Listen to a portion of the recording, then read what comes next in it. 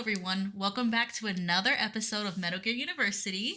It's me. It's T. How are you? And hi, it's me, K. We're TK&M.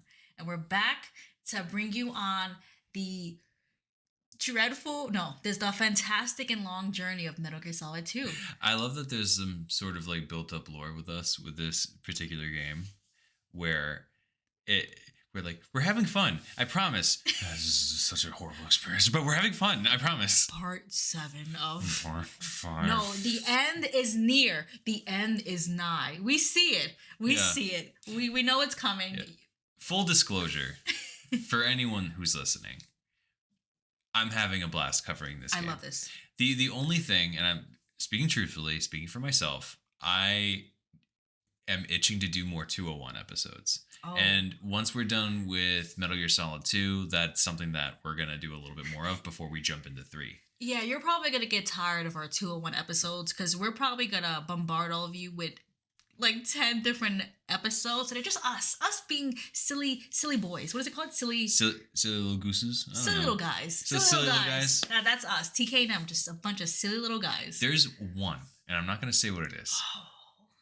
There's one that we have in the chamber. And dare I say, it might be our magnum opus. I am going to scare two people if they're listeners right now. Luffy and Johnny. We are going to reach out to you. We're coming for you. We need some help with this episode. And you don't have to say yes. And if you heard your name because you're listeners of this, I'm sorry for scaring you. But we're going to need your help if you're available. But that's for later. But like T said, at the end of the day, if no one likes it, we like it. Yeah, here's the thing. We like you guys, but we thought that this was really funny, and we're going to do it. And if we're just subjecting you to this idea that we had late one night, and you're going to be a part of it, whether you like it or not, all right? You know what? And I think with any art, at the bare minimum, at the basis, you yourself need to love it. I'm doing this for me, man. You're just on this wild ride with me at this point. Oh, let's stop bothering them with this. So it's been 2 weeks since our last episode. So much happened in the past episode. And this one, spoiler alert, things go awry. It's another one. It's another one. T, the past 2 weeks, how have you been? What's been going on with you? Well, you surprised me with a particular playing of Lord of the Rings, the Two Towers. Uh-huh. At Radio City Music Hall. A live concert. It was a live concert with a live orchestra, and it was honest. I felt like I was watching the movie for like the first time again. It was incredible. T, for a moment, like teared up. It was. I did. It was so. It honestly, like you said, it felt like it was the first time watching it. I was shocked that like there were parts in the movie. It was not the extended edition. It was the normal theatrical release. And there were parts where I was like, I don't remember this, but I think it was just the orchestra and like watching it everybody that made me feel like it was a new movie. It really added another layer to the experience. And like how like they have theaters now with like the 4DX where like the seats move and all that bullshit. But like this felt more immersive than that to me. No, there were parts. They had a live choir. So apparently, I think the musicians travel around. They do this in many cities across the U.S. and I think internationally. And I think whatever city they stop in, they actually partner with a local choir. So they had this choir group from Brooklyn who came in. And when I tell you they had some soloists, I was like, yo, the talent. They were incredible. It was like babies. Yeah, no, there was this, to any Lord of the Rings heads out there. You know that soundtrack where it's I don't know, it sounds like a little kid going no. During what fight is that? It happens during the March of the Ents, and then it happens during the siege of Helm's Deep, where Gimli runs up to the horn to blow it. You hear it then. Anyway, I was watching the movie, and then like I heard that voice, and I was like, oh yeah, this is just the movie. And then like it clicked to me, and I was like, wait a minute. This is a live orchestra. This is live. Someone's doing this. Who the fuck is doing this right now? At the same time that I saw you perk up, because we've been together so long, I know what you're thinking. Tom perked up, and then the person to the left of me was like, wait a minute, who's singing? And all of us in the row turn, and it's some little boy going, oh, like this kid looked like he was like I don't know. If I was a ballpark it, he looked like he was like 9. A child killing it. Oh man, honestly, if there is a Lord of the Rings concert in your town or the city like near you, it is worth the experience. Tom is the biggest Lord of the Rings fan ever, and I knew I had to surprise you with that. I'm terrible at surprises in the sense of the whole like the week leading up. I was like, I have a surprise for you, and I just kept I couldn't stop myself. And there were points where I was like, Do you want me to tell you? And I was tempted, like the ring itself. I was tempted. Don't tempt me, Frodo. But I didn't. I led him to Radio City Music Hall, and that's when you found out, when you saw the marquee on top. It was so sick. It was honestly. Sometimes I'm cool. Yeah, at the moment I'm reading the letters of J.R.R. Tolkien. Yeah, you just read about how much of a dork he is. No, it's funny because Tom will read it. Like, there'll be moments I come into the living room and he's just on the recliner reading, and he's like, "Oh, World War I has ended," and I'm like, "Oh, okay."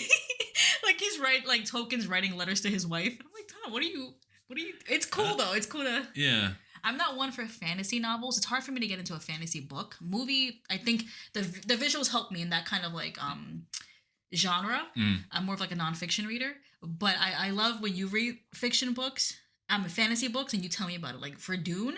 Oh my God, I was so hyped. Dune, Tom read all of Dune, and so you telling me the summaries is enough for me. I'm hyped from it. Oh yeah, no, I read all of the mainline Dune books, but I will never forget reading the very first one, and I went into the kitchen, and you were doing something, I forget, and then I was like, Paul's riding that dude, he's riding that worm, baby, he's fucking riding it all the way to destiny.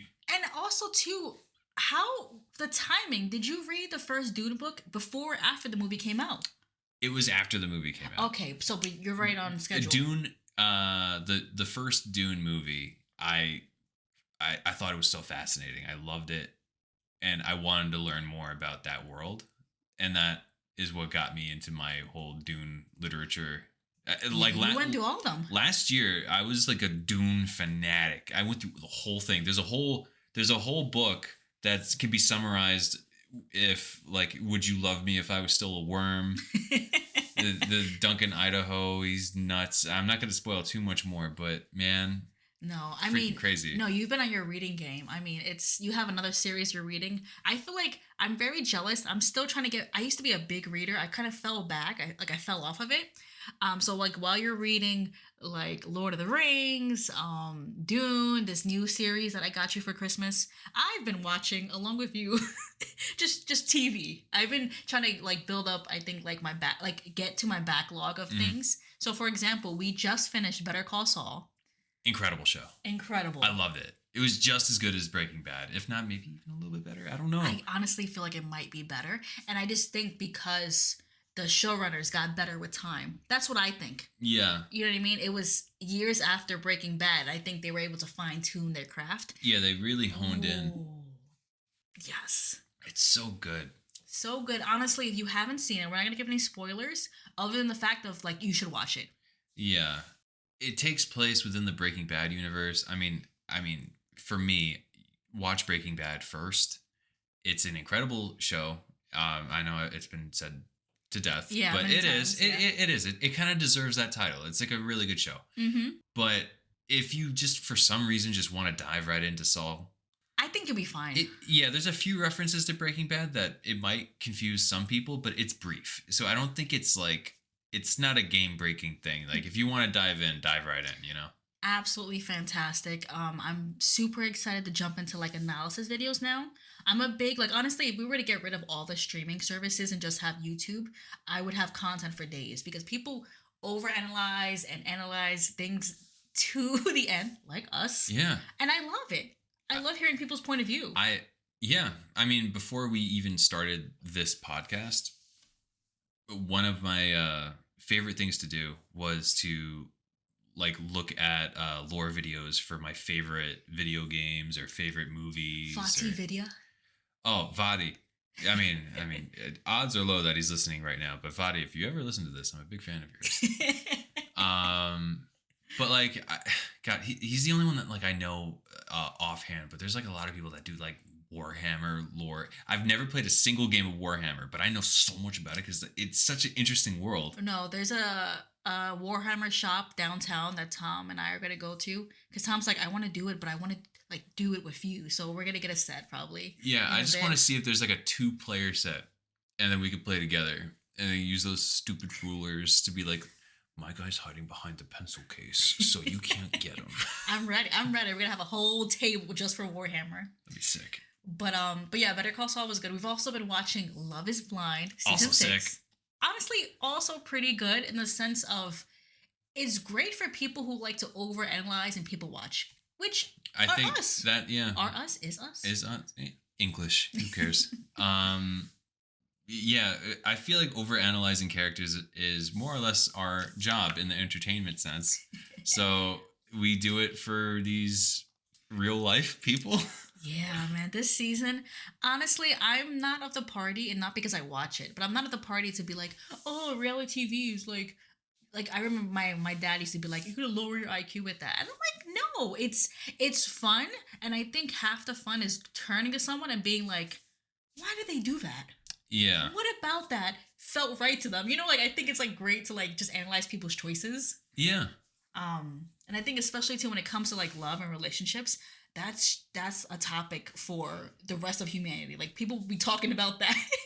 Yeah. You know? Especially this season. This season, man, people are messy. Messy This season. and it's like some people I'm like, you know what? I think you just need some time alone. Like I don't think romantic love is what you need right now. For them, love is truly blind. I'm sorry. I'm sorry. I'll leave. But yeah, we've been doing a lot of catching up, especially too. I think we took a little break from like we tried to record the podcast early, we couldn't, or we took a break from streaming. I think we needed a week to just chill. Yeah. So we've just been catching up on media. But I mean, besides the little the concert and the media, is there anything else that's going on with you personally? Well, I'm trying to step up my freelance video editing game up. Okay. You also edit a podcast. I also edit a podcast. I add little bleeps and bloops and all that. No, you do more than that, but yeah. I am also trying to network actor style. You know, I am an actor in multiple circles. You know.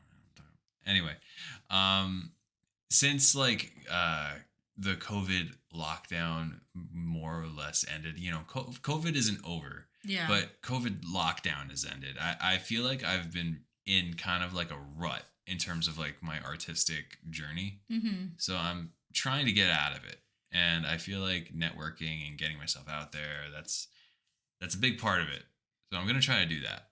I'm excited for you and I'm hopeful. I think it's hard to step out from like a routine and try something new, but I'm hopeful.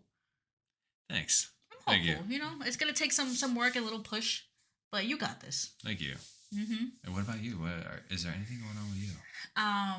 I guess personal wise, I'm actually going to start studying for my licensing exam. So, you know, I have my master's in social work, which is why I feel qualified to do all these. I'm so qualified. To do all these over analysis on YouTube. So you're telling me that everybody here needs therapy? You know what? Everybody in Metal Gear needs therapy? You know what? I think I would say us. Really? Are you sure? You know, but yeah, I'm gonna start studying to get my license. Essentially, my license, it doesn't really change anything, but I guess the types of jobs I get access to. And you know, your girl wants a little bit more money. I'm trying to go to Disneyland. I mean, have you seen the prices nowadays? Disneyland is wild. That's crazy. I mean, from what I understand, I mean, I am not an expert, but after this licensing exam, it more or less just means that you could start your own practice. Am I getting that right? Or? So there's a level above even the license. Oh, okay. So right now I have my MSW. When I get my license, I get my LMSW. More access to jobs, and honestly, you're kind of more qualified to like be a supervisor. It's kind of like you're a step above a regular master student. I see. You know, whatever. The one above that is an LCSW, okay. Licensed Clinical Social Worker. That's when I can open my own practice. I won't need someone to. I can be able to run a program and supervise people. With my master's in LMSW, I would still need a clinical person to oversee my stuff for like licensing and like I would say even insurance wise. Yeah, it's bureaucratic nonsense. Yeah, it's nonsense. No, okay. Hear me out. I'm not saying that regulations and schooling is bad, but back in the day, there was just somebody that was really good at hearing problems, and somebody that was just really easy to talk to. And now it's all this stuff, all this crap. Also, mind you, social work is one of the lowest paid fields, like I guess in the job market. So you think about all these hoops I'm going through to like, get paid a little bit more. Anyway, I know some of you love our intros. I think we should just end it there. That's what's going on for us personally. I feel like we have a new segment to the podcast now. Yes, it's added because we got a few little emails. We got listener letters. Wow, I wasn't okay. I wasn't saying.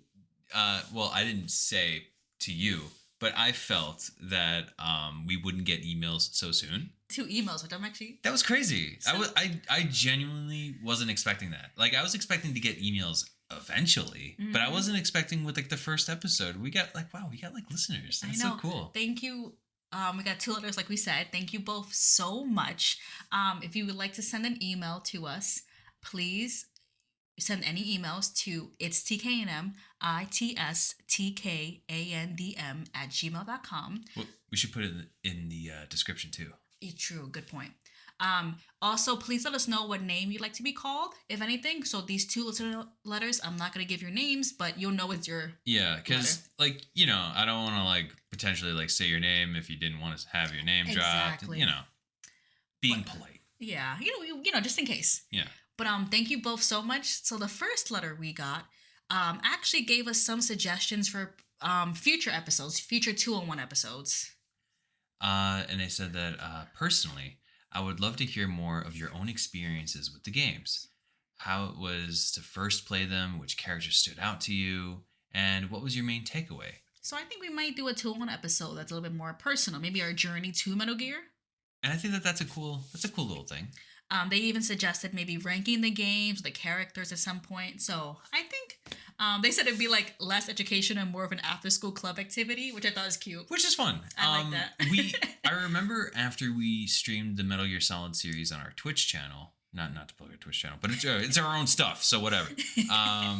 We did a ranking, but I wouldn't mind coming back to that ranking, and maybe our minds have changed since then. That's a good point. So thank you for that letter. They also actually gave us a much appreciated pointer on how to discuss future triggers. For all of you who listened to the last episode, we talked about Otacon's background and then sadly the kind of trauma he went through. And this listener suggested that, when talking about a trauma, before we talk about it, when we say trigger warning, we label what the trigger is. So hopefully we have time. We'll go back and like add that. Yeah. While I'm editing this one, I'll double back and do it real quick. It shouldn't be too long. But like, thank you for that pointer. It's much appreciated. And I think like we appreciated like the way in which you kind of like educated us on that. Because I always was at the camp, like saying the trauma was a trigger itself, but that I think it's just me being overly cautious. So I appreciate that point of view. Thank you so much for that letter. Very cool. We also had another lively little fan come in. The second letter. A second letter from a fan, to which they stated, from one Metal Gear head to another, have you ever really had a chance to play Metal Gear Acid 1 or 2 on the Sony PSP? It was a really weird and almost alt-universe turn-based card game RPG game that came out sometime in 2004. It may make an interesting single episode one-on-one class lesson. I think it's interesting because Tom and you and I spoke about these episodes really just being for the canon games. We're big on like the canon history for Metal Gear, but I don't think it'd hurt to do like Acid, Ghost Babel. Yeah, maybe we could do 201s discussing alternate universe games. That wouldn't be bad either, yeah. And we've never really played these. Personally, I played a little bit of Metal Gear Acid. Which one? 1. Okay. I didn't own a PSP, but my friend did, and I went over their house and it was cool. Like I played like a little bit of it. It's more or less like a card, exactly what the listener said. It was like a card based, turn based looking thing. You know we have a PSP, right? Oh yeah, your dad. Yeah, he gave me back the PSP. So yeah, does it still work? hell yeah, it works. Nice. So yeah, wow. we can. Yeah, no, I'm down to give it a shot. If we can, Video Games New York downtown is a pretty fair priced gaming store. So maybe we see if they have it. We'll give it a shot. I'm down. But yeah, thank you for that question. You also wrote, P.S. Found your show from a random pod search and now I'm hooked. Been playing Metal Gear since the NES days. Keep up the good work. That is like a veteran player. Veteran player. And for us to get kudos from you, a veteran player, thank you so much. That is so sick. I mean, like, honestly, like, to meet people, like, anyone, and they say stuff like, wow, I listen to your podcast weekly. How cool. I love your work. I'm like, wow, people exist. We're not just talking to each other. No, because, like, I look, guys, on your end, we have a podcast on Spotify, and it's very regal looking, and I know. And there's numbers on the screen that show that people are listening, and it's cool. But, like, you know, on our end, we're just in, like, a room talking right now. Did the listener letters make it real for you? A little bit. I was like, wow, people are, like, out there. That's crazy. You're like, you listen to us? Us? Tom edits it, I upload it, and he just forgets. He's like, I do. like, I'm being honest, like, I don't even listen to our podcast. Don't say that. Not in the mean way. Look, I edit the thing. I listen to it for hours. Okay. If anything, after it's uploaded, you don't listen to it. Yes. Because you're tired of hearing yourself. If anything, I listen to our podcast more than anyone. Okay. The way you said it was like, I don't even listen to us. No. When it's uploaded, I don't listen to it. Yeah. No, because we edit. It takes time to edit. No, I hear you. It's like I've heard these probably this very conversation. I probably heard it 2-3 times over. I don't know. But that's all to say. Thank you for your letter, for your suggestion. I definitely think we'll check out Metal Gear Acid officially. And to the first letter we spoke about, thank you so much for your input and your suggestion. Again, if you'd like to send us an email, question, comment, suggestion, it's tkandm@gmail.com, itstkandm@gmail.com. We'll probably read it on the podcast. And also, put your name or a name that you'd like to be referenced by, just in case. It's cool, And if you want your letter read, get some shout out, whatever. It's fun. Do you know what time it is? What time is it? You don't know what time it is? Hammer time for the pop quiz. Oh my god. Time for the pop quiz. Are you ready? No. No? No. Get ready. So T. Yes. For today's pop quiz, we have 5 questions of varying difficulty. Okay. I think we've decided offline that we would go tit for tat. Is that correct? I believe that is correct, yes. Okay, would you like to go first or shall I? I go first. Okay, go ahead. Okay. Question number 1. What does Emma do the second you meet her? Is this a curse word? She pisses herself. She goes, and then pees. Mm. You're correct. I don't think it's a curse word. But it's maybe like a vulgar word. It's I guess you could say vulgar. Okay. Well, that's what she does. Mm-hmm. Just like her brother in Metal Gear Solid 1. Maybe it's in the genes. Ooh. You think it's genetic peeing on yourself? The piss gene. Question number 2, my turn. Okay.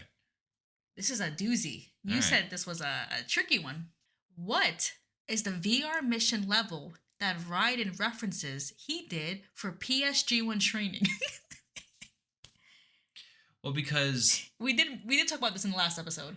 It is it's a line that goes in and out, and it's not really like a deep cut into like the lore of Metal Gear Solid 2. Oh yeah, it's just like a random pop quiz question. Right, like Raiden says it and it's gone. So if people don't know it, I'm saying this for the people who might be scratching their heads, because admittedly, I was scratching my head because you made this question up. Yep. And I was like, oh, that's a good one. And I was like, huh. Let me ask it one more time, just to be clear for people who are listening. Okay. What is the VR mission level that Raiden references he did for PSG-1 training? That would be advanced mode level 4. You are correct. Thank you.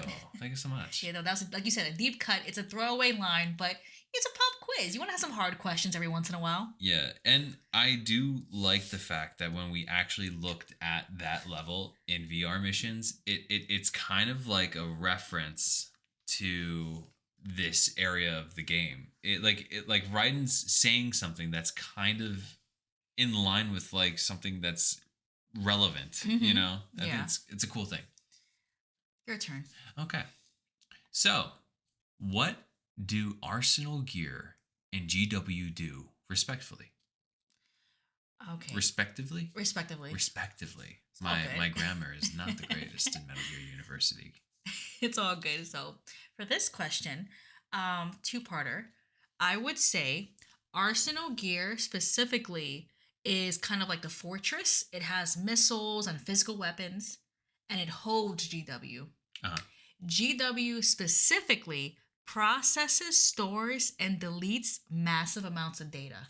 So Arsenal Gear, big ship, whatever the hell, Metal Gear, and then inside of it is the home to GW. Yeah, you're correct. Thank you. You're correct. You're correct. Thank you. All right. So I want you to tell me this. Tell me this right now. Question number 4. Who was revealed to be the ninja? None other than the baddie herself, Olga. Let me just check my notes real quick. Yeah, you're correct. You're correct. Thank you. You're welcome. I have a lot to say about that little point in the episode, but we'll wait for then. All right. Last and final question. Question number 5. What bonus feature does pentazamine provide during your segment with EE? I would say that it slows your heartbeat, which in turn slows the rate in which your O2 depletes during the water sections. Correct. That was perfect. Thank you. That was perfect. Thank you. That was the first time I read that. What do you mean you read the answers to the pop quiz question? Well, I'm sorry, what? It's not from our brain? From like, what do you mean we have it all written out? I don't know. On to the episode. If you are driving, park the car, because this episode is a doozy, okay? Oh, is it? It is wild. Last time we spoke, Tom, Olga revealed herself to be the ninja. Ninja is Olga, Olga's ninja. Wow. I know. If that wasn't enough, she was working with Snake the whole time, remember? Wow. And then she shocked the shit out of you and knocked you out. Wow.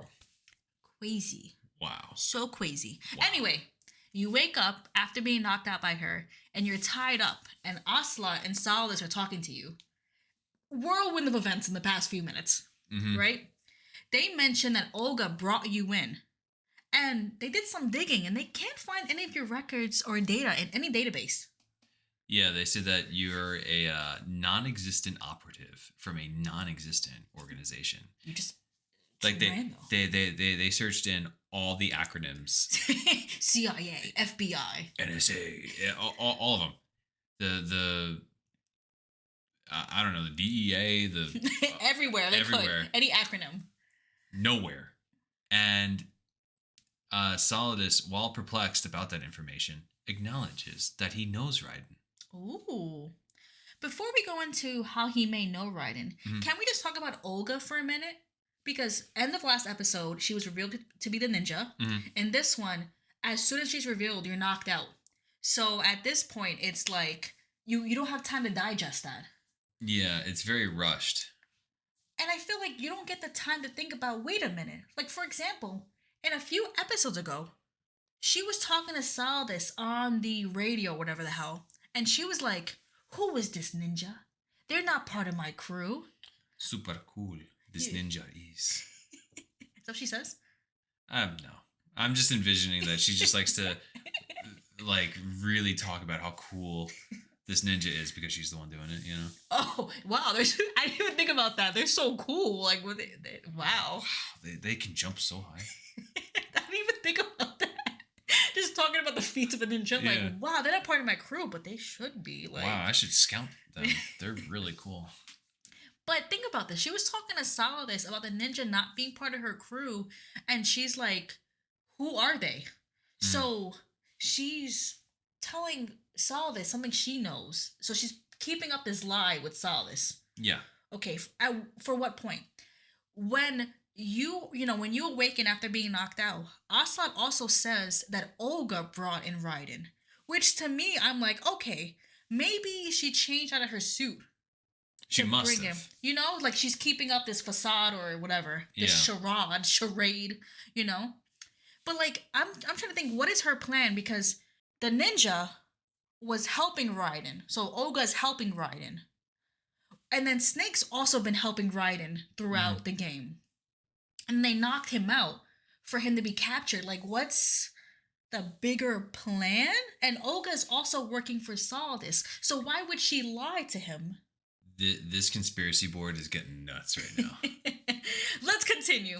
So anyway, again, you're obviously tied up, and Ocelot and Saldus. Saldus is also his Doc Ock like suit. He like Yeah, he's got his tentacles out. I know that sounds kind of gross, but he really does have tentacles. he does because he uses the tentacle to choke the shit out of Raiden. So he's like, I know you, Raiden. Chokes you with the tentacle.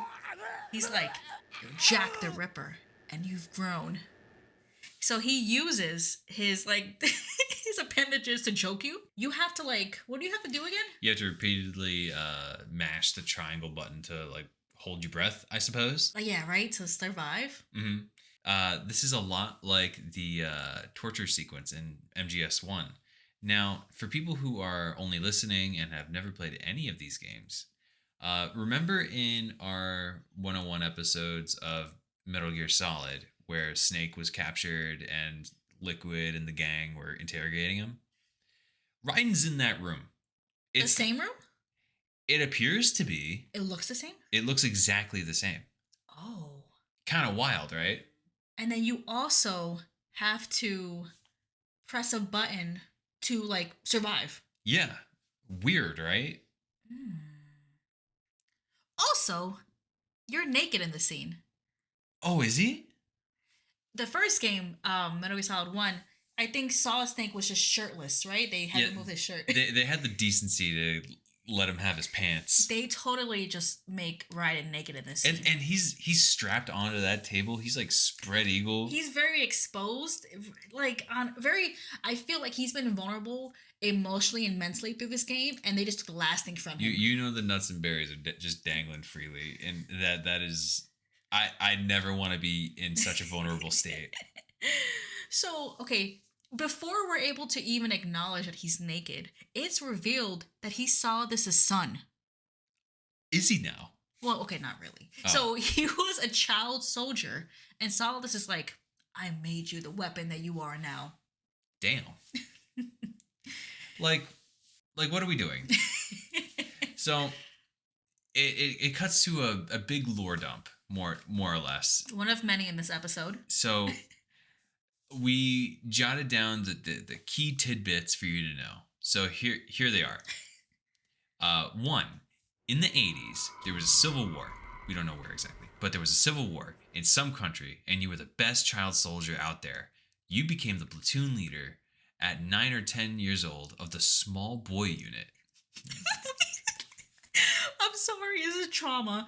But Raiden was, imagine being, you are now the leader of the small boy unit. Like, what are we doing? Soon, you'll be the leader of the big boy unit.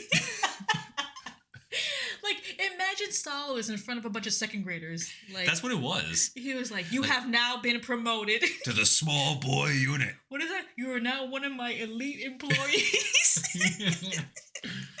You know? God. Like, what is he doing? Also, you had nicknames, apparently. Yeah, your nicknames were Jack the Ripper. Kind of cool, I guess. And White Devil. Jeez. Hilarious.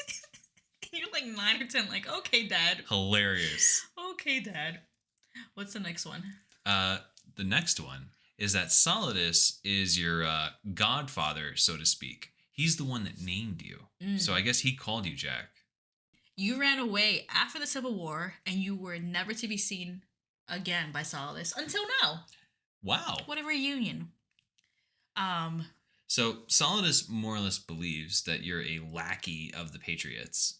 Mhm. And, you know, given what's been going on and things that are beginning to be kind of revealed, I would expect no less.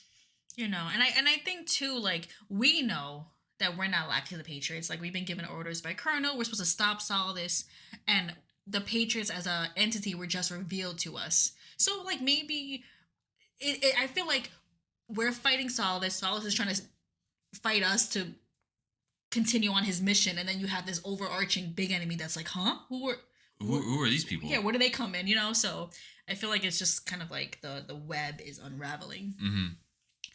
And Solidus also relays to you that there's 1 more hour until the power of Arsenal gear is demonstrated. So you have kind of like a time limit now, Yeah. you know, to get things going. Ocelot's arm is still bothering him, by the way. They think it's acting up because, quote, he's here. Okay. His arm. Who do you think it is they're talking about? It's Snake. Come on. The arm knows. The arm feels. How silly. Yeah. It's so silly. Ocelot's such a silly little guy. Silly. I mean, the arm took over his body. That's how strong. See, I feel like Liquid. That's how determined Liquid was. Like, the arm took over this whole man's body. Now, Ocelot isn't like the first guy to get like a transplant of any kind. The boys leave. Uh-huh. The boys leave, and Owa comes in, and she's being helpful. She's like, "Yo, let's talk on nano communications, whatever." Sick. She's like, "Yeah, I was sent by the Patriots." Okay. Uh-huh. So, I mean, I guess at this point now, the Patriots are, as opposed to being a larger entity that's like looming, they're actively involved in this mission now. And I would say that this kind of confirms that Raiden is a lackey for the Patriots. Good point. So, Solidus is right in a sense. Yeah, because like if Olga is helping you and Olga works for the Patriots, that means by proxy you work for the Patriots too. Yeah, that is a good point. You see, so much has happened in this game. I haven't even taken the chance to think about that. That sucks. Mm. What even sucks more is the lore dump that we get from her. To begin, the Patriots are fucking keeping her child hostage. After the tanker incident, Olga and her men joined forces with an illegal Russian operation that wound up being a subordinate organization of the Patriots. Cool. Mm-hmm. When she gave birth, because remember she was pregnant in Metal Gear, when we first meet her, Mm-hmm. when she gave birth, she wound up giving birth in a hospital run by the Patriots. What are the odds? Cool times Do the two. Patriots own like the majority of the hospitals? Like, or was it just like The one she happened to be in. Yeah, was it like their lucky day? Well, you know, they probably orchestrated that whole thing. Oh yeah, probably. You know what I Yeah. mean? They took her baby the morning after she gave birth. They send this woman a photo of her baby once a month, and she hasn't even met her child. She said she's never even held them. That is, I can't imagine that amount of trauma. You know what I mean? Like, and I think about too, okay, like social work Crystal right now. Social work Crystal and like basic knowledge. Like babies need to be near their mother. Like it's they release certain kinds of like chemicals. It helps them grow to be close to their mother. The warmth. Sometimes you'll see new parents and they have no shirt on and they have the baby on them. Like that helps promote and stimulate brain development. Like Really? yes. Huh. It's neat, like that physical touch and contact is needed for a baby to develop and grow. Wow. Think about our YouTube video. I was gonna reference that. Go ahead, say it. Well, not to plug in our YouTube channel, but we reference the importance of childhood development and how this could affect future traumas, and we talk about multiple Metal Gear characters with this sort of idea. So check it out. It's Which cool. video was it? It was. Um, We've made so many now. we changed the title of it. Is it Conquering Generational Trauma? Yes, that's what it was. Conquering Generational Trauma. The thumbnail is Sunny, but essentially, yeah, we go more deep in like the need for physical touch and connection as an infant. Mhm. But I'm just thinking about that too for the baby, and then for Olga herself. You give birth and then whisked away from you, and then not only that, you're kind of given like ransoms of this baby. Like, oh, here's the baby. Remember them? Yeah, every month was like a Polaroid picture in the mail or something. Like, Olga also credits Snake with saving her life, which is, a change from when we last saw her with Snake. mm-hmm. Olga states also that if Solidus gets away with Arsenal, then that means that Olga didn't help Raiden with his mission to stop Solidus. That would lead to the Patriots killing her child, because her role in this is to help Raiden. And if she fails, they're like, oh, you failed your mission. We're going to kill your kid. Crazy. And like how the kid is probably like a toddler at this point. Right? I wonder. Because she was pregnant during the tanker. And the tanker was 2 years. So yeah. The baby's 2 years old. So she has no choice. She wants to be reunited, and also it's her child. Olga states that the Patriots don't want to stop Solidus, actually. They're concerned with what they call the S3 plan. Olga knows about it and assures Raiden that he'll figure it out. But she warns him that the truth may be too hard to handle. She asserts that, look, Raiden, you and I, we're just pawns.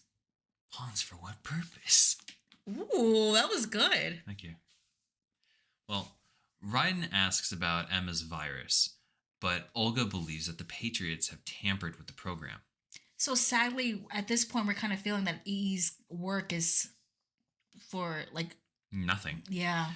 I mean, if you remember back, when they tried to upload the virus, it said that, like, it wasn't able to be fully uploaded. Yeah, there's, like, also antibody agent. Like... Yeah. So, there's probably some validity. Validity? Got you. Thank you. There's probably some of that there. Yeah, so, to her statement? Yeah, so that's probably true. Yeah, I mean, I guess maybe we gotta see. So it's a belief of hers, so hopefully she's wrong. But that's exactly, the lore dump we kind of get from her. Olga tasks you, every time you talk to a person in this game, they give you a new task, a new mission. And Raiden, of course, nice little soldier, he keeps going. Just trotting along. Never given a chance to, like, talk to someone or digest what's going on. I feel like that's the whole thing of this game. In past Metal Gear games, it's always been kind of like this, but in Metal Gear 2 and in Metal Gear Solid, there were always like these moments where you could almost like take a breather and like kind of digest what's happening to you. Mm-hmm. In this one, it really feels like you're not given time to digest what's going on. Yeah, I feel like it's either like a cutscene, a codec, a boss battle. Like I feel like this game is always moving. It's very I feel it's very like deliberately done to make you feel as confused as possible. No, I mean, I feel like this is the first time where I was like, wait a minute. Olga was talking to Solidus a few moments about like concerns about the ninja and like wondering who they were, and she was. Mm-hmm. But it happened so fast that I didn't even think about it until now when I'm taking notes. Like, crazy, right? Wild. So, I mean, again, you're tasked with stopping Solidus, and Olga's like, look, you're naked. Snake has your gear. Like, I'm going to let you go in a few moments. Like, let me pretend that we don't know each other. And you're going to go continue on and find Snake at the upcoming hangar. It's like a couple of rooms away. Mm. Snake is also trying to stop Solidus. So it's kind of like, we're on your team. Like, we're trying to help you stop Solidus, and also maybe help me see my kid again. I'm doing this not by choice. Okay. Olga's kind of like Raiden in the sense. He was thrown in as a soldier to do whatever. Yeah, that's a very good take. Olga is, I mean, she's more self-aware than Raiden is, but they're kind of on the same level. Like, if you think about it, it's kind of like the Matrix. Raiden is Neo and Olga is Trinity. In the sense of like they're both in the same spot, but specifically for the first movie, the only good one. But like Trinity is like the more experienced, the like I know what to do and I'm self-aware, and Yeah. Raiden is Neo, who's kind of still making his way, you know? No, that's a good point, and they're still bound by this like larger looming danger. Yeah. No, I like that comparison. After this talk, Olga's like, "I'm gonna release you. Just wait a few minutes after I leave," and then she punches you in the stomach, I guess, to like on the cameras look like Make it look real. because at this point they're talking on nano communications. Yeah. She punches the shit out of you. Brace Then yourself. she leaves. You're kind of in the room, just naked for a bit, like on the restraints. Just embarrassing. I can't imagine being in this. That's so embarrassing, man. Man, embarrassing. And then like all this stuff is just being thrown at you, like. Right?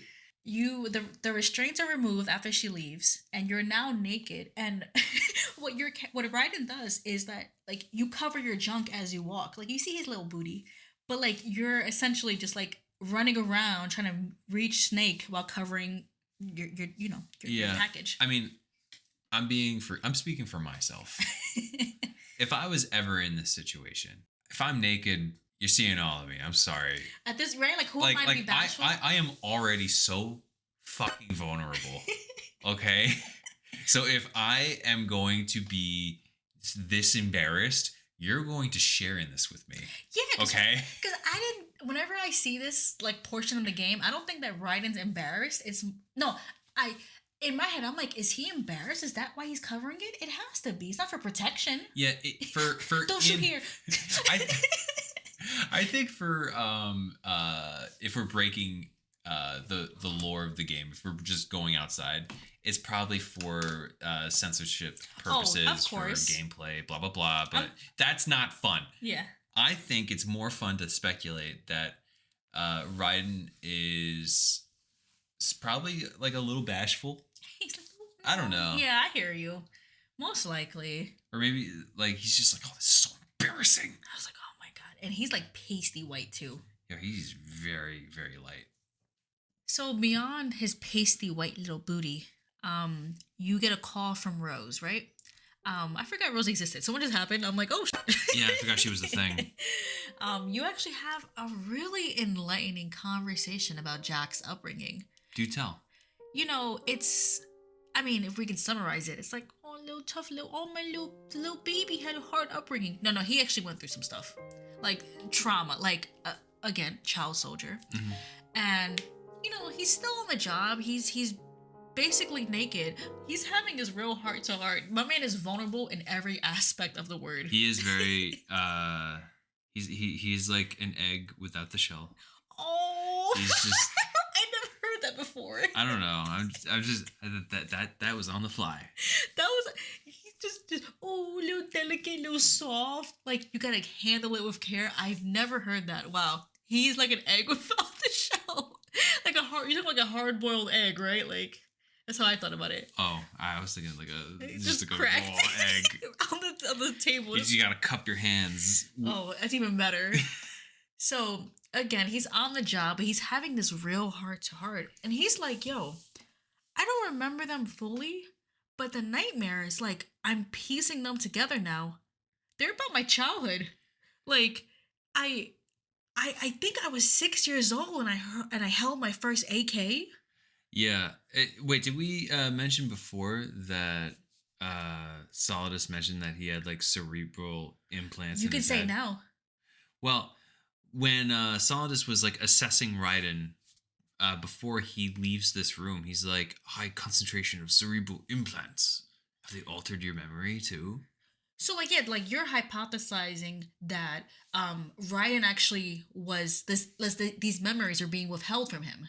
Yeah, I'm thinking it was some sort of like either a form of brainwashing or like a form of.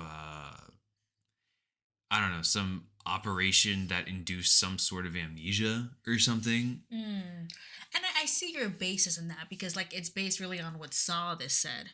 Yeah. So I see that point of view. I feel like the way I've envisioned this is that like he has so much PTSD that it's just something that he's just kind of like pushed to the back of his brain is, for lack of better words. Yeah, that's true. No, but I like what you're saying too. It could be. Or we could do the coward's way out. It could be a mix of both. It could be a mix of the coward's way out.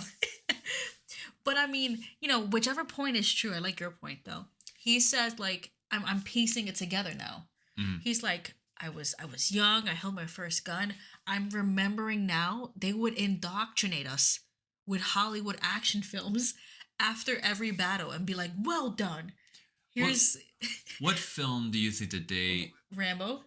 Oh, or what the sequels probably. The first Rambo is actually like a very like anti-war movie. The older kids are like, hey, that's us. Like that's a good point. You need some like real true action films. Yeah, what do you think Ryan watched? Like what film? Commando. What's the one with Arnold Schwarzenegger and R.I.P. Carl Weathers? Oh, with the hand grab. Oh, Predator. Maybe Predator's a good one. Predator's a good. There's a very famous scene where all of them just fire their guns into the forest. So that's probably one. And I like too how it's like, oh, you're being indoctrinated with Hollywood films. It's like kind of like what people used to say about video games, like, oh, it's gonna make kids more violent and blah blah blah. It's like not necessarily. It's really kind of essentially what you do afterwards, which I guess the movie's in conjunction with like, here's your AK. Mm-hmm. It gets you hyped up. Mm-hmm. I mean, it also gets you hyped up a little bit more if they're mixing gunpowder in the food. Yes. So Raiden also admits to Rose that he remembers now, like, they clothed us, they fed us, we were housed, but I'm remembering, like, I'm literally remembering the taste of the gunpowder. And Rose is like, gunpowder? Like, what? And he's like, yeah, they put gunpowder in it because there's this chemical in gunpowder called I forgot how he pronounces it. Toluene? Toluene. Toluene. The gunpowder had toluene in it. Yeah. Something like that.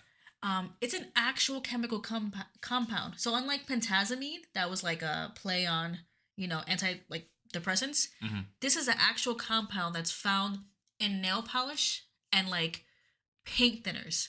So essentially what this does, and this is per the CDC, exposure to this chemical can lead to physical ailments such as like skin irritation, like itchiness, whatnot, but also it can lead to psychological effects like anxiety, insomnia, confusion. And Ryan's like, it kept us drugged, controllable. How did Kojima know this? What do you mean? I'm just thinking like Kojima as like a man living in Japan circa 1999. How did he know that? I was gonna say he Googled it. He didn't Google it. I mean, that's kind of nuts, right? Like, what kind of research was he doing? That is true. What research? I mean, if you think about maybe, yeah. Mad interesting, right? Like, how did he know that? Was there some sort of like BBC story about child soldiers one day, and he was like, "Whoa, that's nuts." You know what? I feel like that could have been. Maybe it could have been like, we sadly know the Vietnam War was a war where like a lot of new methods were tested. That's true too. So maybe he read something about the Vietnam War and like tests they were doing on certain units. Mm-hmm. But that's a good point. I mean, I think like I laugh because I'm just thinking first off about like Raiden and his small boy unit would have a battle where they're like shooting and killing adults or other child soldiers, and then they would come back and have movie night. And like, you know what I mean? Yeah. And it's like you fight in a war, you come back, you're watching more probably war movies, and then you're eating gunpowder. Like everything about you is machismo, war, like pain and like not masculinity, but like power. Yeah, that sounds like a nightmare. Like I'm not just saying that for like and just for the sake of the podcast. Like that existence sounds crazy. And that's why I feel like I lean towards him like not remembering it to be like a PTSD type of situation, because you're like, I don't want to. In order for me to preserve my own mental health, I need to push that to the back. It's just like a bunch of repressed memories. Mm-hmm. I think what's also interesting is that like keeping the kids drugged and like easily controllable, I feel like that's the greatest the greatest way to brainwash them. Hmm. I'm thinking like keeping them drugged. It's not the sense of like drugged where they're sluggish or whatever. It's drugged in the fact of like they're super anxious, they can't sleep, and they're confused. Like they're easily susceptible to like different suggestions and stuff, right? And I think that's what people like. I mean, of course, he was a child too, but like, think of you in your most anxious state. You are gonna do whatever it takes to feel less anxious. So you think Hmm. about, I think about people who like fall for scams. There was this recent article in the Cut magazine. Yeah, this is relatively famous now. Basically, if you Google the Cut 50K, it's an article about this financial advisor from a magazine called The Cut, in which she fell for a scam and she lost 50K. I'll leave the specifics to the article. It's worth a read. Yeah. I just want to say, because please read it. It's nuts. This was a financial advisor, a well-known financial advisor for the Cut, and they got conned for 50K. Tom was like, I'm gonna say it one more in, time in for the you. most, and it's not just like oh, this must have been a complex scam, right? No, it wasn't. I mean, okay, like I guess it's a little bit spoilers, but think about her state throughout that article. Like she describes kind of like the whole path of that scam and like what happened to her, and think about her state of emotion during that day. I'm envisioning Ryden in the same way.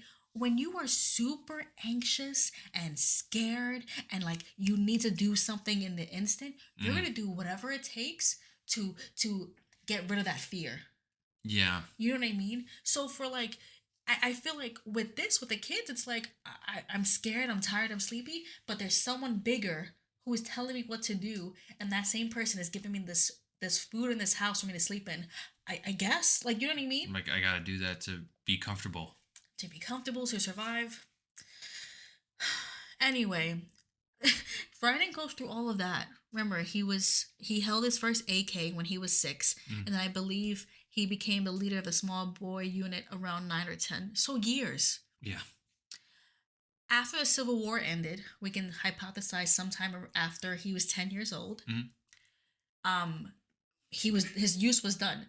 Some NGOs came in and gave him a new life in the United States. How great. That's awesome. That's all they did. That's great. That's cool. Everything's okay. Is it Tom? Happy ending for Raiden. No, it's not okay. Let's just end the podcast here.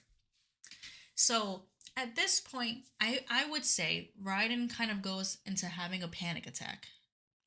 Yeah. No, there's a point in this conversation where Rose might as well not have she might as well not be there at all. And Raiden is just venting to the void. No, and I agree with you because in this conversation, like he's going on a monologue, and anything that she says, he's either disregarding or not even hearing. So he's kind of like going on this rant, like he can't sleep at night, he can't stand to sleep next to her because his past haunts him, and like I'm nothing more than a killer, and she's there crying. So Raiden states that he's not ready to start a family and no one can share in the burden what I've done, and that he can't even like think about getting married to her until he figures out what he is. Mm-hmm. I mean, it's a rough kind of like dynamic that the both of them have because they're both in need of like care and attention right now. They're both going through this like traumatic moment together. More so Raiden, of course, Hmm. but they're none of them are gonna receive what they need in this moment. It's a very ill-timed thing for both of them. Also, they're both on the phone essentially. Imagine like the worst like argument or like the most intense emotional moment of your life, and all you can do is you're holding a phone to your ear. You can't even see the person hold them. Homeboy's also naked right He's now. naked and he was just like tortured in a sense, choked out by his stepdad or his Yeah, his like godfather. like imagine this. Like you're at work, right? You are in the middle of your workday. You blink and you're naked. All of a sudden, you're on the phone and your significant other is telling you a very traumatic thing. That's what's going on right now. You know, I think too, to your point of like maybe he had blockers and like maybe saw this was the trigger for him to remember everything. Like he's reliving everything. Yeah, I mean, whether there was like a metaphorical blocker or something that was like literally put into his head, Solidus was the key to get him to remember what he did before. Yeah. It's again, this is not the time nor the place. And I think this is probably the first moment in the game where Raiden is like truly open. There's been points where he like pokes at like what's going on, and he's like, "This doesn't seem right. This is weird. This is." But this one, Yeah. he's like, "I'm done. I can't do this. I literally cannot do this." Yeah, and it is interesting too because in Metal Gear Solid, I mean, even if you haven't played Metal Gear and Metal Gear 2, you get a sense of what Snake was outside of the game. Mhm. Like you knew that he like to like have his like sled dogs. True. You knew that he had like some semblance of a normal life outside of this mission that he was in and stuff that he had interests in the past and all this other stuff. Yeah. And for Raiden, there's Rose, but Wow. Yeah. but like us as the player, we get introduced to Raiden and we're just like thrust into this whole situation. Like we don't know who he is. And I think too, what's funny is that he doesn't really know who he is because he, like, for us, we're like, oh, you're with Rose. She's part of this mission now. But now we're getting these little tidbits of like, oh, your relationship with her isn't as strong as we thought. You can't even sleep next to her. Where did that come from? I thought Yeah. you know. So I mean, it's quite the reveal. It's a lot. But there is no time to digest. Oh, there isn't. Yeah, right. What a surprise. You gotta leave this room. You gotta get your stuff back from Snake. That call ends quick. You continue to covering your junk and trying to, like you said, find Snake. And then Colonel calls you. And this call was kind of odd, in my opinion. Oh, how so? The call, I want to say it almost sounds robotic in nature. Like Colonel sounds robotic. There's moments where he speaks in this codec, and it sounds like there's like interference, like a when your phone call's about to drop. Raiden, do you copy? You must continue your mission. I've lost all my gear. I need to locate Snake. He was never factored into the simulation. Leave him out of this. Like a weird, Oh, maybe they're like underground or something. like a mic, yeah, like when yeah, exactly, like mic interference. And there's feedback when he speaks, like, you know what I mean, like it just sounds weird. Mhm. He goes like, your role, your mission is to, he's saying weird shit. He's like, Snake was never supposed to be part of this simulation, and what you're doing now is a role-playing game. Like he's saying these weird statements, and Ryan's like, Colonel, are you under orders from the Patriots? And the Colonel's like, we have Rosemary.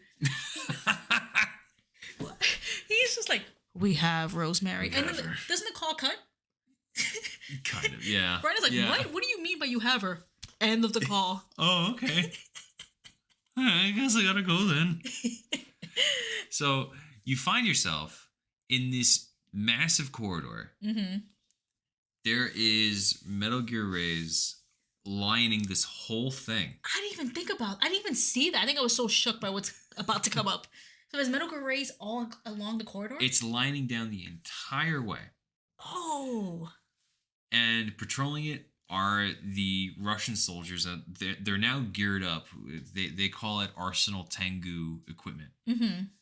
They just look fancy. Okay. They are fancier looking cyber soldiers, and some of them are equipped with swords.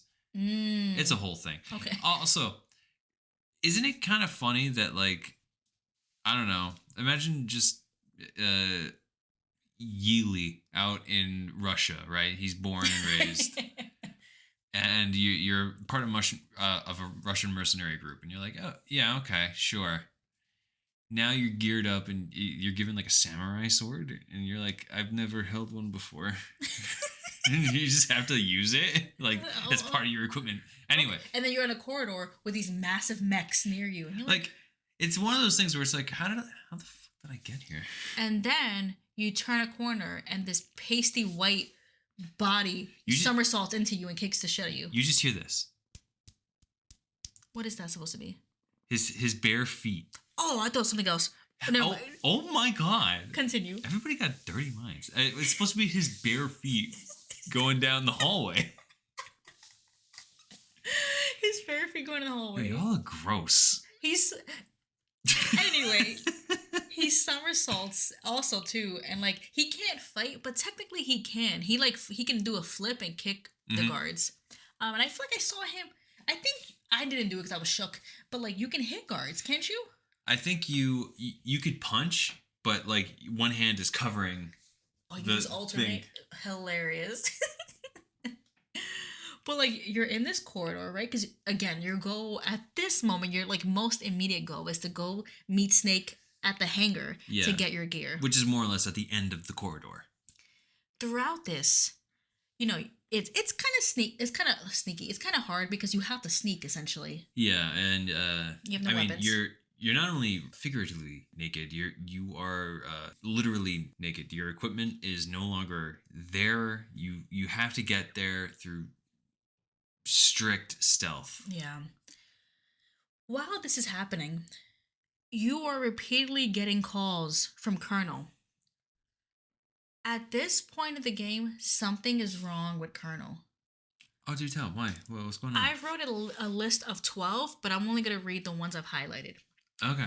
You get random calls from Colonel, and I think it's interesting that Raiden doesn't really respond to, I think, if not all of them, most of them. I mean, these are kind of going on like scam calls, to be honest. Raiden gets one call, and it's like, Raiden. Turn the game console off right now. What did you say? The mission is a failure. Cut the power right now. What's wrong with you? Don't worry. It's a game. It's a game just like usual. You hang up. Another call. President Baker should be somewhere to the south of where you blasted through the wall. Oh, that's from Metal Gear Solid 1. Different call. The screen that we see with the codex, Colonel's back is turned to the camera. Or the point of view of the camera is shifted. Yeah.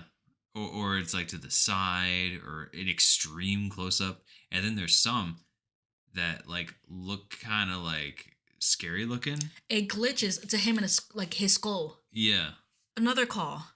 This is a meme, a infamous one. Oh yeah. But he goes, I hear it's amazing when the famous purple stuffed worm in Flapjaw space with a tuning fork. I need scissors. 61. You forgot the a good one. Does a raw blink on Harry carry rock? These are all calls you get while you're naked, while you're sneaking through the hall, and from Colonel, who's been guiding you this whole time. Mm-hmm. What the fuck is happening? I don't know. It's getting kind of nuts. It's getting kind of nuts, man. And I think what's interesting is that even with the codec, remember, these are all calls. Ryan is not looking at anyone. He doesn't see anyone. He's hearing everybody. Mm. We see the codec, and we see the point of view shifting of Colonel, the skull face.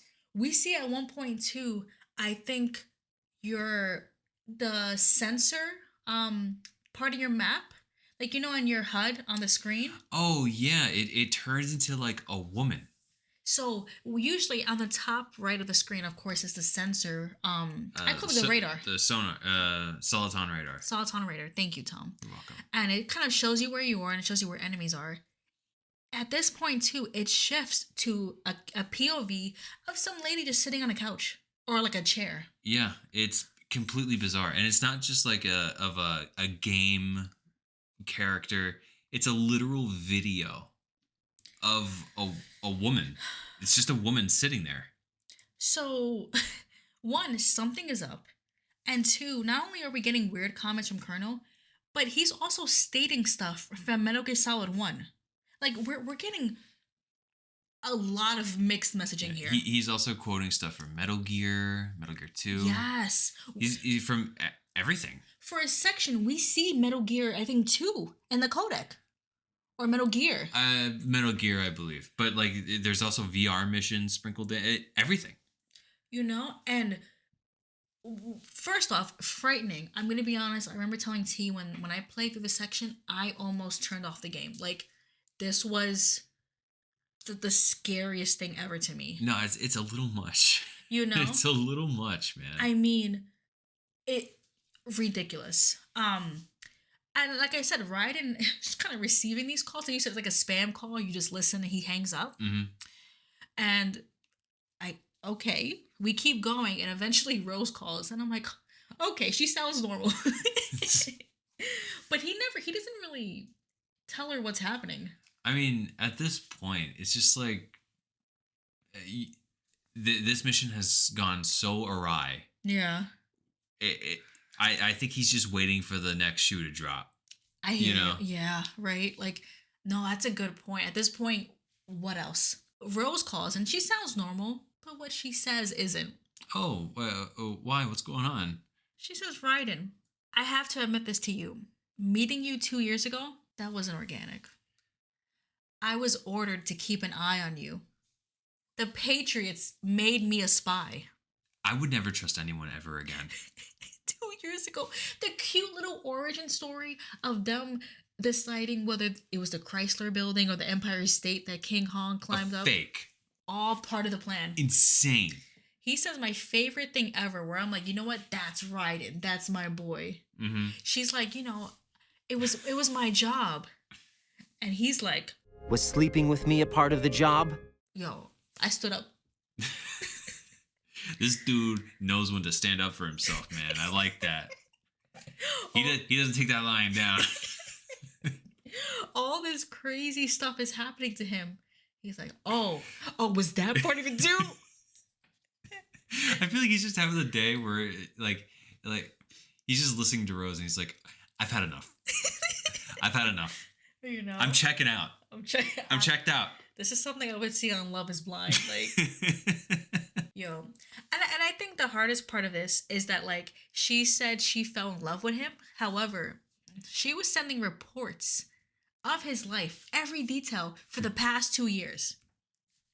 She even changed her hair color, her eye color, and her own behavior to what he likes.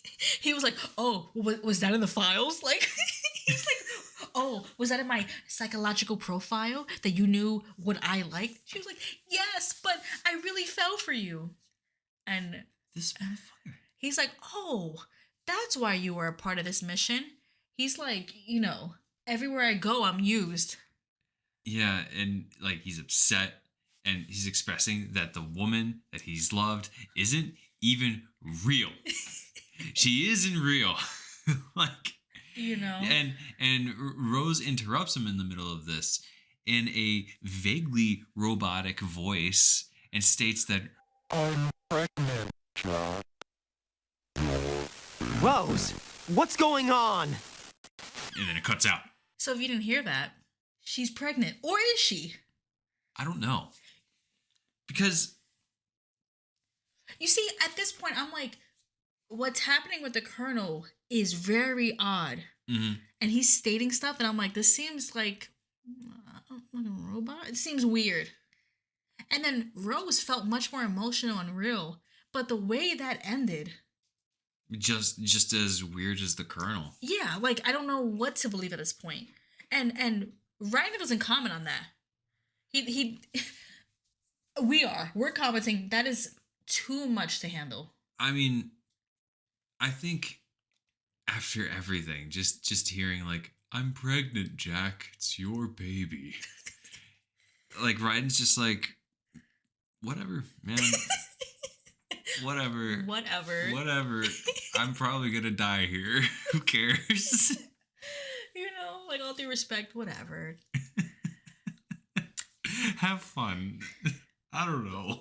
Before you can even digest that, Oh, what happens now? you run into Solid Snake. Okay. And Cool. He gives you more intel. What does he say, T? He says that there are 25 Metal Gear Rays coming up and that Arsenal Gear is heading to Manhattan per Solidus's plan.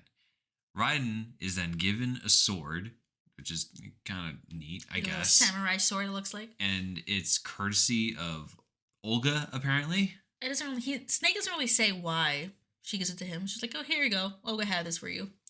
But I mean, from everything we're given, the Patriots want him to have the sword, and she's giving this to help him stop Solidus. That's what we can kind of infer at this point. Yeah. Then Raiden kind of opens up to Snake a little bit, and he's like, yo, Snake, you ever, like, enjoy killing someone? Which, you know, is something that a rational person would say to another rational person. And it leads into a whole conversation of Raiden not knowing what to believe in and what he feels like lost. Yeah, he's like, why are you doing this? Like, what? Like you said, like, what do I do with myself? And I mean, it leads to, I think, a very lovely statement by Snake. And Snake's like, look, You can stop being part of a mistake. Starting now. Find something to believe in and find it for yourself. And when you do, pass it on to the future. Snake's essentially like, I'm fighting for the future. Mm-hmm. So, That's lovely.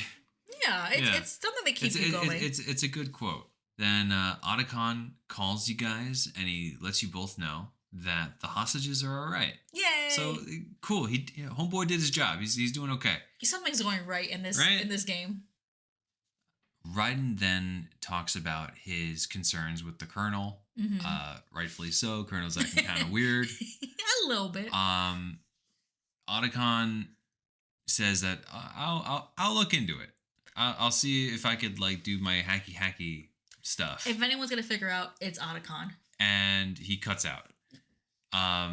Snake and Raiden continue through this corridor. There's a little bit of action sequence.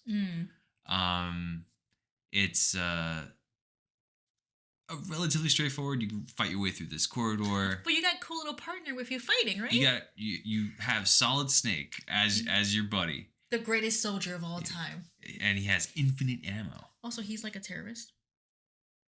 He has infinite ammo. How does he have infinite ammo? The bandana. It gives him infinite ammo. What are you talking about? What do you mean? His bandana that he's wearing? His literal infinite ammo bandana that he gets for saving Meryl in Metal Gear Solid. He's wearing it. The bonus item that you get. How this game is fucking with you on levels unbeknownst to man prior.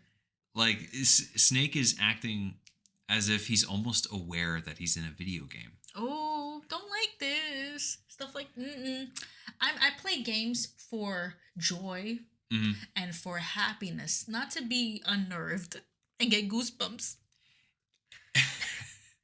So, like, I mean, take that quote for what you will. He gives you some of his ammo. His health bar is massive. It's bigger than yours. Big Brother Snake. And you two just go through this whole corridor and you get all the way to the end. And Otacon calls you back. Oh, what'd he say? Well, he has a verdict. Okay. And he's like, hey, I've been looking into this Colonel guy, right? And I think he's inside Arsenal. With us? Yeah. And Raiden's like, how can that be? That's impossible. And he was like, yeah. Otacon was like, I thought it was impossible too. I thought Arsenal might have been like a relay point, but it keeps coming back to Arsenal. Like the signal is coming from Arsenal. And they hypothesize. No, come closer, guys. They hypothesize that the Colonel that you've been talking to has been an AI. This entire time. This whole time you've been talking to, I mean, we've been joking that Colonel sounds like a robot, but it turns out he actually, in reality, he's a chatbot. Is a chatbot. So Otacon hypothesizes this because he's like, look, not only is the signal coming from Arsenal, but the encryption method used to protect the communication, to keep it secret and hidden, is the same one as Arsenal's AI, GW. There you go. Not only that, Otacon's like, I think you created the Colonel. Like, I think you have nanomachines in your body. He literally says, I think they were stimulating the cortical activity in the dormant part of your brain. All your experiences and expectations of emissions, I think you like literally you created this man. And Raiden's like, what does it even mean? And Otacon, I mean, to his credit, he's like, think about why Colonel might be acting weird right now. The virus from EE might be kicking in. That's the only logical conclusion. If he's a robot, the virus would affect him, which would make him act funky.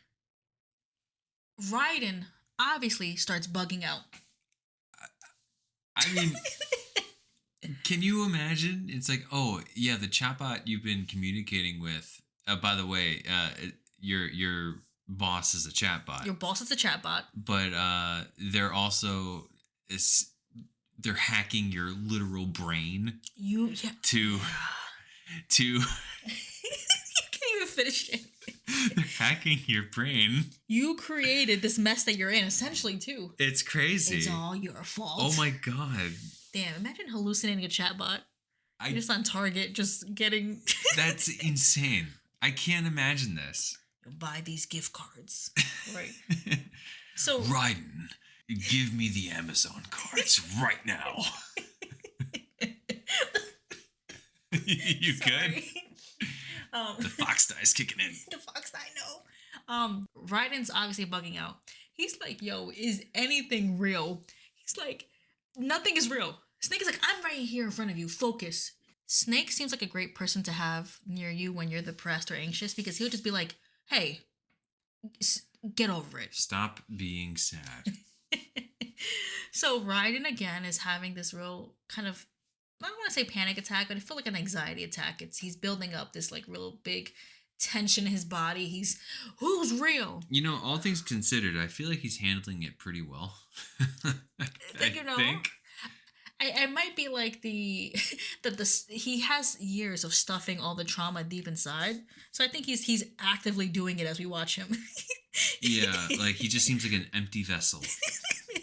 And he's just like, I'm just gonna let this wash over me, and I will compress this and never talk about it again. In another little box it goes in the depths of my mind. You know, Snake's like, look, I know what's real, and it's right now. The flesh and blood. I'm here right now. You're in front of me. That's what I know. No time to digest because Colonel calls. Oh, cool. My best friend. What does Colonel have to say to me? Raiden, Rose was kidnapped. She's in the holds or something? So Rose is in Arsenal? I didn't even think about that. What the hell? No. So like Rose was in Arsenal the whole time now? Before you can even digest that, again, you never have time to think about things. You only hear it and react. Mm-hmm. That's a very healthy way to go about things. Oh, yes. Snake is like, wait, Raiden, don't listen to him. The Colonel's in Arsenal gear. That means he's not real. Colonel never existed. So how could he have Rose? You're like, oh. How would he, like, know that Rose was kidnapped or taken? Like, he's not real. That's true. At this point, Raiden's like, is Rose even real? I don't know. What if is Rose something that Raiden made up? Is anything that he's experiencing real? Is his whole life real? What if the Civil War was fake? The small boy unit. Can you imagine the small boy unit? Like this deep trauma that he's holding deep within him. What if that's fake? Damn. So Rose was just like a 2 years of joy he felt, and it's all came. It's all gone, and not only that's gone. It's literally like it's being revealed that everything in his life is fake. Everything. Anyway, before you're even able to question that, you're ambushed by ninjas. Oh, by ninjas, you say? They got swords. Russian ninjas with swords? They got guns. Oh, they have to have guns. and they're here for you, baby. Of course they're here for me. So to me, this is kind of like a horde encounter. Yeah, you're in a big circular room, Cool. and all these Russian ninjas jump down, and they do a bunch of cool poses and stuff. There's one guy that does like this sick pose with the sword, and his like legs are crossed. I don't know what he's doing, but it looks kind of sick. That sounds wild. I know. Russian ninjas are kind of sick, not gonna lie. Raiden and Snake fend them off. And as Raiden is fighting for his life with his own sword that a Russian gave him, by the way. Olga. All right? The screen just turns white, and it looks like the game over screen that you usually get. And it typically says mission failed, but now it says fission mailed. And in the top left is basically the screen of what you're doing. Yeah. And you can still control Raiden in this now smaller screen while you have this quote unquote game over and continue fighting the horde enemies. Yep. And what happens in this scenario is as you're fighting this horde, you continuously get that fission mailed screen. Yeah. And I see that as GW kind of breaking down because of the virus. But Raiden doesn't see that. We see that as a player. Oh yeah, I think it's like a meta thing. The game is kind of breaking down, and Raiden and Snake are trying to break past this like barrier. I think to your point of it being kind of like this meta thing, I feel like I bring up Eternal Darkness more often than not for some reason. It's a great game. Great game. I feel like, I don't know, I'm like its #1 fan. In that game, essentially, when your character saw a scary enemy, the sanity meter you had would lower, which resulted in like things happening to your character, such as that they begin talking to themselves, the screen like point of view starts shifting. But sometimes meta things would happen, such as the TV turning off or like the volume being lowered. How cool. No, that game, I honestly, it's kind of like, if you don't own it, I think you can emulate it. But like, it's sadly like I could see it being lost soon, lost media. Essentially, it's on its way out. Yeah. But I kind of got that impression with this, like fission mailed, where it's like that's like the game over screen. But if you move the controller, you're still moving right in that smaller screen. Like Yeah, it's definitely put there to mess with you. It's not there to mess with Raiden. It's there to mess with you, the player.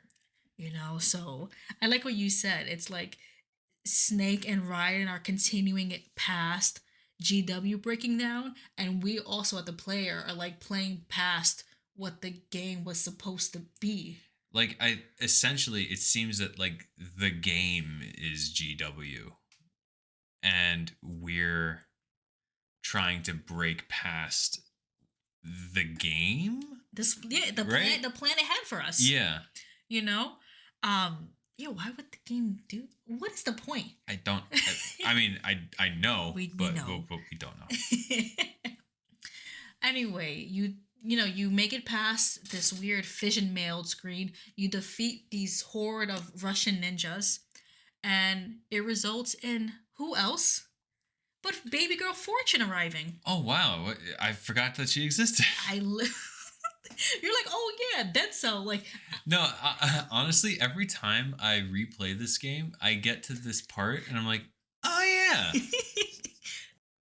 like Dead Cell was the main antagonist for this game. Like, we were fighting terrorists.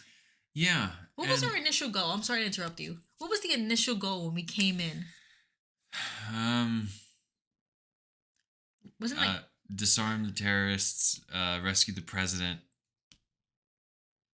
That's it. you failed? You have done nothing.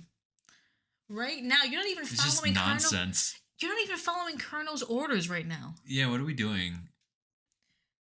I mean, Honestly. Raiden can theoretically just go home. Bye. Like just Bye, guys. get on a raft and go. I guess right now your mission is to stop Solid. So I guess technically you are still disarming the terrorists. Yeah, I mean, okay. I guess you could see Raiden just being like, I'm just trying to be a good guy and trying to save the world. Yes, because technically Arsenal Gear is on its way to Manhattan. Yeah. And we live there. Yeah, we can save us, Raiden. Aren't you going to save us? So he's just trying to be a good old little soldier. Good old guy. Come, don't worry about the trauma later. Don't worry. Shh, save us. Come on, Raiden. But remember, Dead Cell's here. Bad bitch Fortune is here in all her glory. She's rocking like it looks like a bodysuit. It looks like a onesie swimsuit. Yeah, I think they're like called like your bodysuits Oh, that's what they're called, bodysuits? when they're not swimsuits. Oh, okay. People wear them like when you when you go out for brunch, you can wear that. It's like tight to your body. You can wear a skirt or some pants. Oh, I see. So she looks like she's on her way to like brunch because she got the bodysuit, some Timbs on. I see. She her. just forgot her pants. No, this is the outfit. Oh, okay. You don't understand brunch, Tom. I've never been to this kind of brunch before. Damn, you're missing out. I've been to that kind of brunch. You've been to this kind of brunch? I'm not saying I'm gonna rock that outfit, but a girl might. Okay.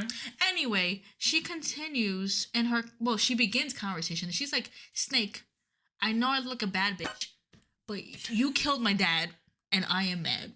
That's what she's in that tone.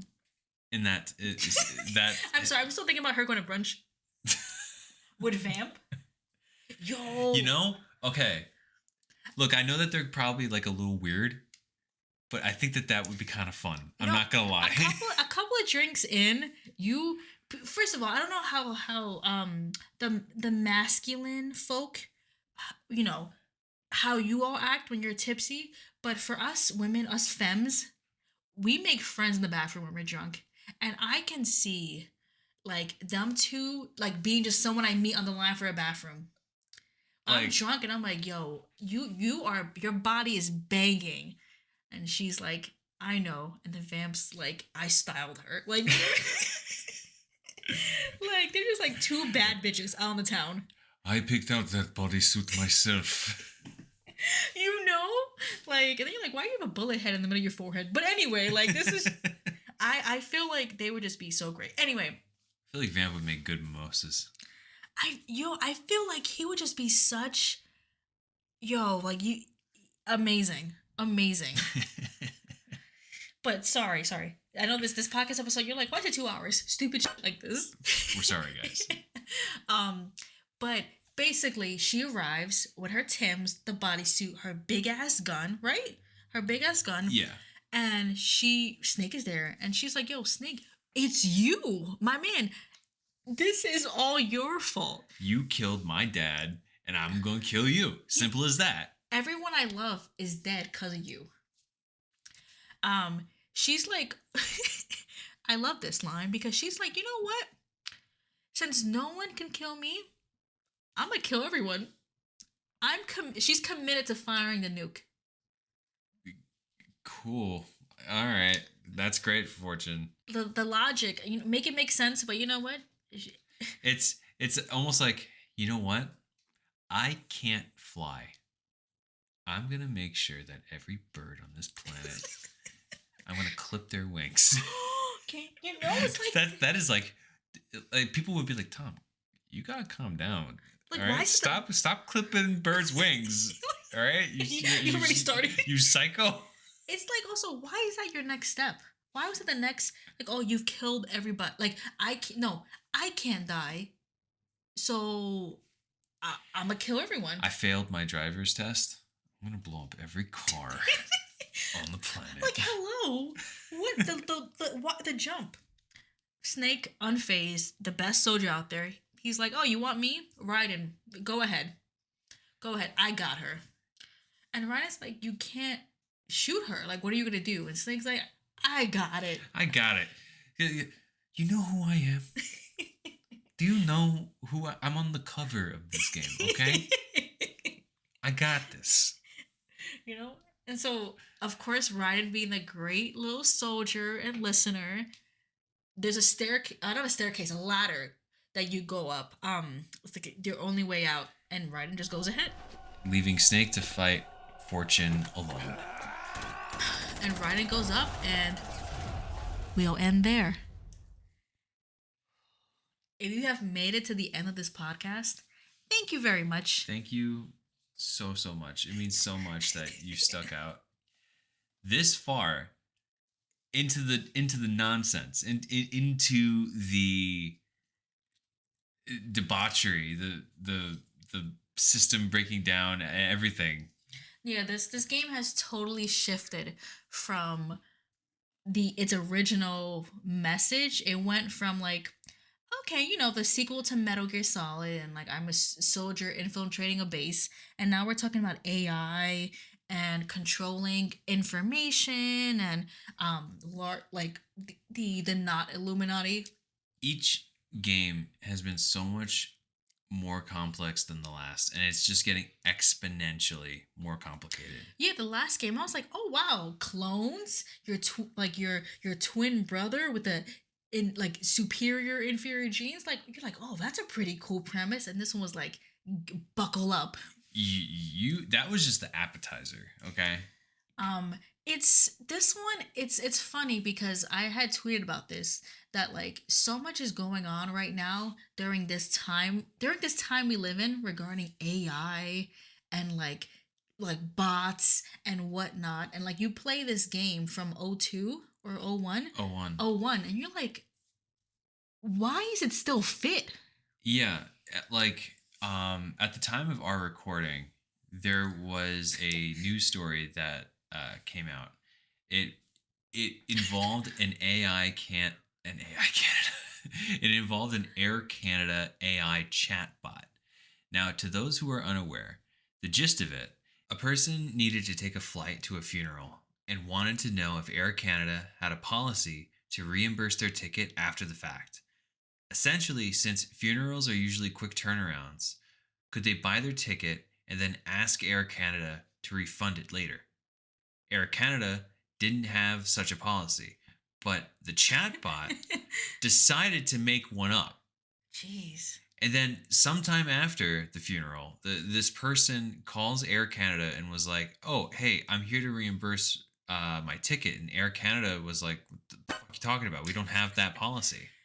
First off, is that even a policy for other flights? Or it's honestly the first I ever heard of it, but I guess it's somewhat common. Not to joke with this person, but what if the person had the foresight to be like, I know what this chatbot's gonna do, and then make it like cause a stink? Because I'm like, I've never heard that. That seems very like benevolence of a company to have it. Yeah, I've never heard of like that. I mean, it's nice if that is such a thing, but I've personally, in my experience, never heard of such a policy. Yeah, I don't expect companies to try to help like that. But like to your point, you were like, okay, the person went to Air Canada, wanted to reimburse it. Air Canada was like, nah. And this guy was like, I spoke to your chatbot. They said they had the policy. They were like, it's out of our hands. So he brought this to court. You know, I was like, wow, you went to a funeral and then you sued. Then you went to court. And thankfully, it was ruled that Air Canada had to honor this person and also pay their legal fees. What were you gonna say, T? Because they more or less had a chatbot as an employee. I mean, it's funny to think of them as one, but in a sense, this chatbot was representing the company. What's funny is that the lawyers, from my understanding, they were like, the chatbot is not one of our employees. It isn't like it's not an employee of our organization. And then the judge was like, what are you? Be for real. Like, what are we talking about? So I go to your website, someone goes to your website, and the chatbot that's on your website does not represent your company? Exactly. Now, like, okay, the AI chatbot doesn't get a pay stub. Okay. But it's still the face of your company. If people go to your website and they get information about you from your own website, that has to be honored. And I think too, like, and I'm not an expert, but I think about like these AI chatbots are like, they're based off, from what I understand, are called like large language models. And essentially, it's like GPT or other chatbots. Like when they like, I asked a bot to read all the episodes of Seinfeld and write one. That's like a large language model. Mhm. So like all these bots do is like read conversations or listen to like those calls you have where it's like this is being recorded. It just listens to all that shit and Mhm. then it makes responses based on what it hears. Yeah. You know what I mean? So to connect this to Metal Gear Solid 2, like with Colonel, Raiden had his own idea of like how a mission should go, how a colonel should act, how I'm given missions, How a Metal Gear Solid game should play out. and it was acting appropriately, and it was also reacting in real time to what he was saying. We talked to a chatbot on, like on a website, and it's like you see the little bubbles. It takes a few seconds, but it's almost instant. Yeah. You know? Those little bubbles let you know that it's typing something. That's mainly for you. That's to be like, oh, someone's typing to me. What are the capabilities 5 years from now for AI bots? I don't even think we're too far removed from that. Like, I can envision that happening by the end of the year. Like having a Joey Diaz chatbot that will act like Joey Diaz, and he'll just comment on whatever you're doing. I mean, it's just like I think about, the entirety of this game, because we are very much near the end. The entirety of this game, we were being led by someone who was not real. Not real. And essentially it was being fed information to guide us. Yeah, there's moments in this game where Colonel tells you what to do. Primarily in the beginning, there's little tutorials. He tells you how to work the Soliton radar, little stuff like that. And he says it verbatim in Metal Gear Solid 2 in the same way. Only He says what he says to Raiden, the same phrasing as he says in the Metal Gear Solid 1. yeah, but then, and this is credit to the actor that plays the Colonel. In the first Metal Gear Solid game, the Colonel, if you go back, he sounds like a person. And if you listen to his performance in this game, it sounds like it's almost stilted in a way. Like it sounds like a little robotic. And You think it was purposely done? I genuinely do. But make sure nobody sees you. If you need to, contact me by codec. The frequency is 140.85. Make sure nobody sees you. If you need to, contact me by codec. The frequency is 140.85. When we need to contact you, the codec will beep. When you hear that noise, press the select button. When we need to reach you, contact you, the codec will beep. When you hear that noise, press the select button. I think this game is kind of the reason why Kojima is as revered as he is, like as the auteur. Because I don't, he's like, he said himself, I'm not a prophet. I can't see the future. I just think for the time, he was just observant. He saw internet age. He thought about what would be the next step. And I think he just was a smart enough and observant guy with a platform to kind of speak on like what's capable or what's the potential. Yeah. And I'm not sure if it's because we've been covering Metal Gear Solid 2 for a while, but with the Alicia Keys incident for the Super Bowl. Yeah. We spoke about that last episode, I think, yeah. And with the Air Canada chatbot, it just a few days ago. Or the last episode where we talked about Defunctland, and they were looking for a certain article, and it wasn't on Google. They had to go to Bing or something. Yeah. To find it. And how is it that in the past few weeks alone, we are finding so many references to a game that was made over 20 years ago? Yeah. And it's funny. A game is still so topical. It's it's funny because like we've been doing notes, we've been talking about this game, and like I feel like I'm going a little like I feel a little wild myself because I'm like it makes you almost feel anxious and nervous. I feel almost like writing because I'm like, what is the larger picture? Why is this stuff happening? Why is this fitting? Like it's a little nerve wracking. Isn't it? A little bit. It's so weird. Yeah. It's so weird on how relevant this game continues to be. No, Kojima definitely like he's a very smart man, and I think he was like, okay, the internet's coming. What could be possible? And he just read the room. He knew, you know. He was able to see 20 years down the line. Man. And like I can't imagine seeing a new piece of technology and just reading the fuck out of it that hard, Yeah. knowing where it's gonna go. But I mean, other than that, my friends, again, I believe we might just have one more episode, right? Or two? If anything, I feel like next episode will be the final, and then if we do another one after that, it'll be like kind of a debriefer, a Yeah, debriefing, The briefer. a debriefer. No, we definitely gotta do like a whole plot summary, like a 201 maybe. I guess technically a 201, but it'll probably be like part 9. You know? Yeah, an epilogue. I so to like that speak. epilogue. Everyone, if you've made it, this is close to 2 hours. Thank you so much for listening. Again, if you have any questions, comments, concerns, suggestion, it's tkandm@gmail.com. That is ITSTKANDM@gmail.com. T, thank you for all your hard work. Thank you for doing this with me today. Thank you for being here. Of course. This was a fun episode. We're almost done. We did it. We did it. And thank you all for listening. It means a lot, especially for those who have listened this far. Yeah. Thank you.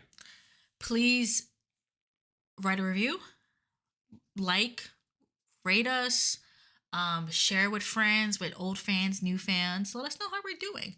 We do this because we love the series and we want to spread the joy and fanaticism. Because I feel like a fanatic right now. Talk about Metal Gear. No, I am increasingly feeling like a conspiracy theorist. No, this game's been rough. Yesterday I was taking notes and then doing job stuff, and I was like, I feel like I was diagnosing Raiden. Like it felt. It was yeah, too much. I remember you telling me that. I don't know. I just feel like whenever we sit down here, and we just get to talking about like the internet censorship, I'm like, wow, I feel like I'm not recording a podcast. I feel like I am ranting and raving about like society. You know what I mean? Tom, What? I'm not even real. Don't do this to me. Don't do this to me. Have a good night. See y'all next week. Well, in 2 weeks. Bye. Bye.